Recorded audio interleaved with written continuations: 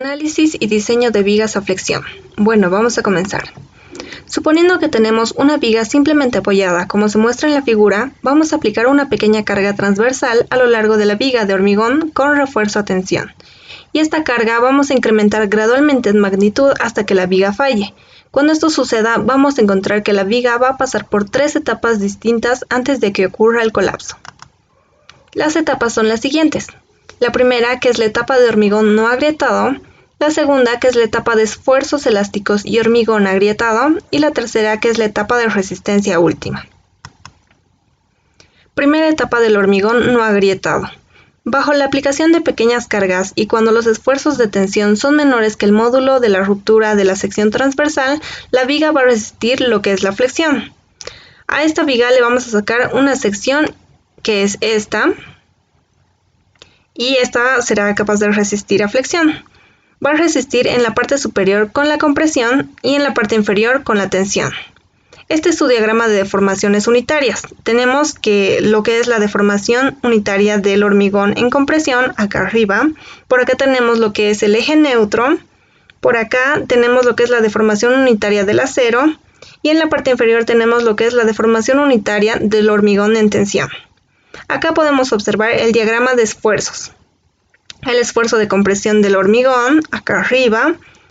El esfuerzo de tensión del acero, que es este. Y en la parte inferior el esfuerzo de tensión del hormigón.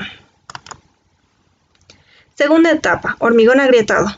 Al incrementar la carga después de que el módulo del hormigón se ha excedido, van a comenzar a desarrollarse grietas en la parte inferior de la viga, como se muestra en la figura. Obtenemos su sección. Acá tenemos el diagrama de deformaciones unitarias, en donde vemos que acá está la deformación unitaria del hormigón en compresión. En la parte inferior vamos a tener lo que es la deformación unitaria del acero en tensión, y acá tenemos lo que es la deformación unitaria del hormigón a tensión, ya que en esta etapa el hormigón ya no va a poner resistencia a los esfuerzos de tensión. Acá tenemos el diagrama de esfuerzos, tenemos lo que es el esfuerzo de compresión en el hormigón y en la parte inferior tenemos lo que es el esfuerzo en tensión por parte del acero, que está acá. Una vez que el lado inferior de la viga comience a ser agrietado, va a comenzar una nueva etapa, ya que el hormigón en la zona agrietada ya no va a poder resistir los esfuerzos de tensión y por lo tanto el acero deberá resistirlos. Esta etapa va a continuar mientras que los esfuerzos de compresión en las fibras superiores sean menores a aproximadamente la mitad de la resistencia del hormigón a compresión y mientras el esfuerzo de acero sea menor que su límite elástico. Tercera etapa, falla de la viga o etapa de resistencia última. Conforme se va incrementando la carga, de modo que los esfuerzos de compresión resultan ser mayores que la mitad de resistencia del hormigón a compresión, las grietas de tensión se desplazarán hacia arriba, al igual que lo hará el eje neutro, y los esfuerzos de compresión del hormigón comenzarán a dejar de ser lineales. Acá tenemos la sección de la viga y su diagrama de deformaciones unitarias, en el cual tenemos la deformación unitaria del hormigón en compresión y la deformación unitaria del acero a falla. Acá tenemos su diagrama de esfuerzos, en el cual tenemos el esfuerzo del hormigón en compresión acá arriba, y su diagrama va a pasar de ser lineal a ser curvo, como se muestra en la figura, presentándose el mayor esfuerzo justo un poco más abajo de la superficie que hay en contacto con la aplicación de la carga. Y acá tenemos lo que es el esfuerzo de fluencia del acero. Ahora, ¿cómo determinamos el momento último o nominal de flexión para una viga con secciones ya definidas y una cantidad de acero también ya definida? Para este análisis, vamos a suponer que las varillas de refuerzo a tensión están trabajando a su punto de excedencia, antes de que el hormigón en el lado de la compresión falle. Tenemos acá la sección de la viga, su diagrama de deformaciones unitarias y su diagrama de esfuerzos. Para este análisis vamos a suponer que el diagrama de compresión curvo va a reemplazar y va a ser uno rectangular. que va a tener un esfuerzo constante de 0.85 veces la resistencia del hormigón a compresión. Y además se considera que este diagrama rectangular va a tener una altura A y va a tener el mismo centro de gravedad y magnitud que el diagrama curvo. Ahora procedemos a determinar lo que es la fuerza de tensión, que va a ser igual al área de acero de refuerzo por el esfuerzo de fluencia. Luego procedemos a calcular la magnitud de la fuerza, que es esta, la magnitud de fuerza de compresión, que va a ser de 0.85 veces la resistencia del hormigón a la compresión por la altura del diagrama de esfuerzos y por la dimensión de la base de nuestra viga. Ahora procedemos a igualar estas dos ecuaciones y de acá procedemos a despejar A,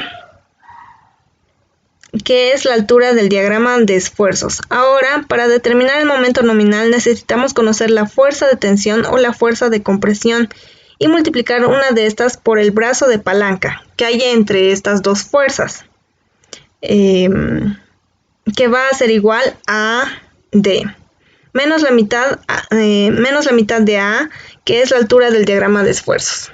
Aquí está la fórmula.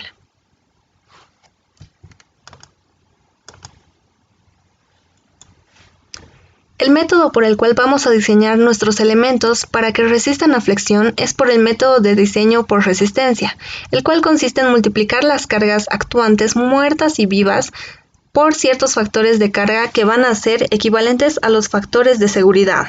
Los valores obtenidos se llaman cargas factorizadas. Los miembros se diseñan de manera que fallen justo bajo las cargas factorizadas. Determinación del acero en tensión.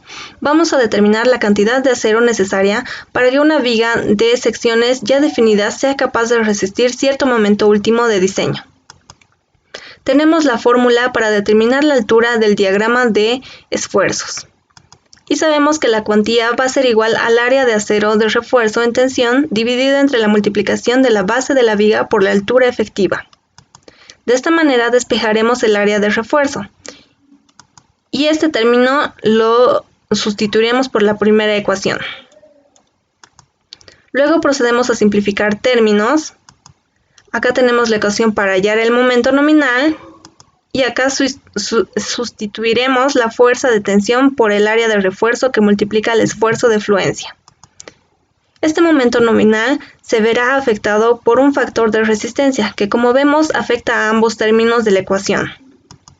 En esta ecuación vamos a sustituir el área de refuerzo por su ecuación y la altura del diagrama de esfuerzos por su ecuación respectiva. Acá vemos el desarrollo de la ecuación. Como ya sabemos, el momento resistente debe ser mayor o igual al momento último de diseño.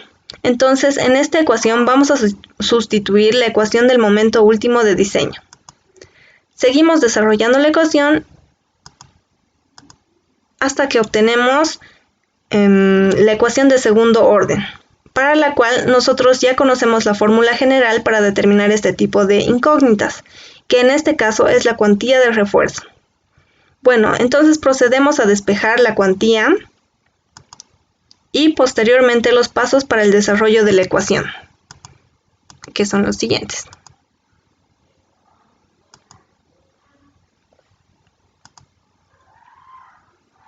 Y finalmente nos queda la siguiente ecuación que nos ayudará a tener la cantidad de acero necesario para que una viga de secciones determinadas sea capaz de soportar cierto momento último de diseño, que es esta.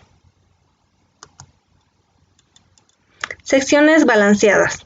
Una viga de proporción balanceada de acero es aquella en la cual el acero en tensión teóricamente alcanza justamente su punto de cadencia, al mismo tiempo que las fibras externas del hormigón en compresión alcanzan una deformación unitaria igual a 0.003.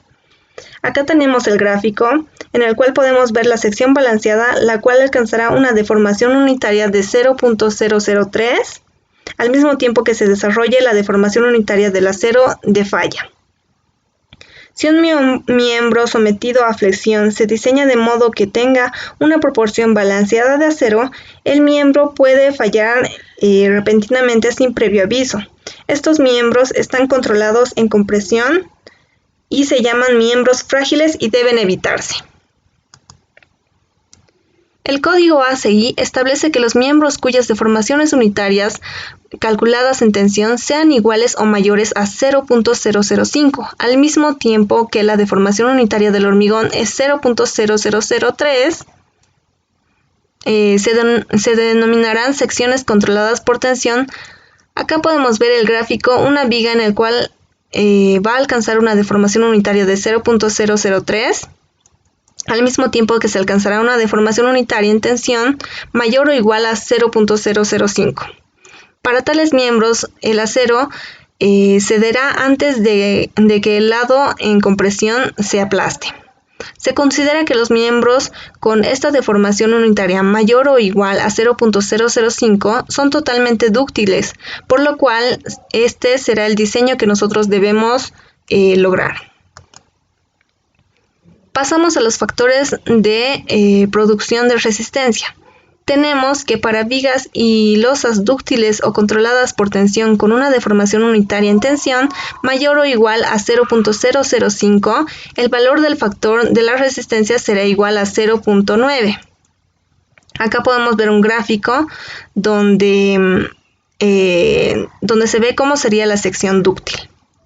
Por otro lado, tenemos que cuando los valores de la deformación unitaria en tensión están situados entre 0.002 y 0.005, se dice que están en un intervalo de transición entre las secciones controladas por tensión y las controladas por compresión.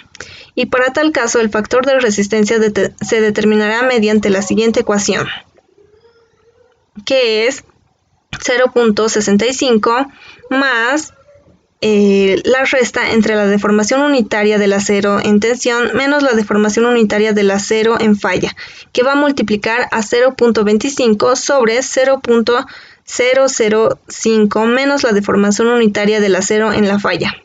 Acá podemos observar una sección que se encuentra en el intervalo de transición de tensión a compresión, que debe tener una deformación unitaria mayor que 0.002 y menor que 0.005.